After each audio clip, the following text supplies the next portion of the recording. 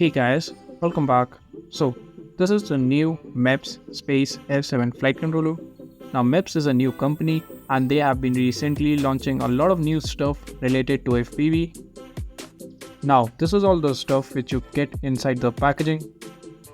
Now, if you're gonna have a closer look, you can see in the front we have a 4-in-1 ESC connector, and at the back we have the pads given out for a HD system.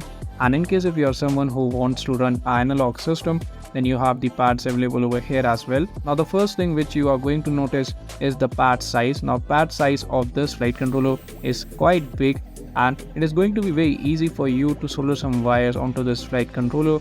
Now this flight controller is having a 5-volt PEC, and here is your black box memory flash chip which is 16 MB in size.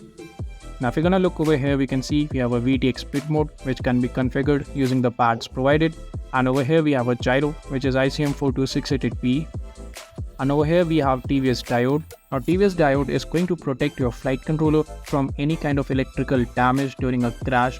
Now there is no way for me to know if this product is really durable or not, but what I can say is that this product is using some really high quality components